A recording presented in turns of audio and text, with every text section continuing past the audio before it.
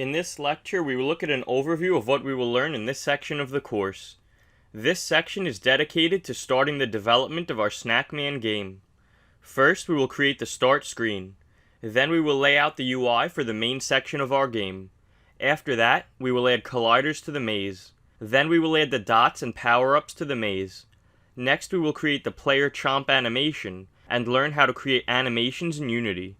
Then we will write code that allows the player to move throughout the maze. After that, we will create the base Eatable class. Then we will write code for the dots and power-ups, using the Eatable class as the base class for these subclasses. After that, we will make it possible for the player to eat the dots. Then we will program the logic to keep track of the score during the game. Next, we will write code using Unity's PlayerPrefs class to create a high score system that remembers the high score across play sessions. We will also use editor scripting to create a very basic tool that clears the PlayerPrefs in the editor. Finally, we will program the side portal logic that lets the user jump back and forth through the portals on the left and right sides of the maze. In the next lecture, we will create the start screen for our game.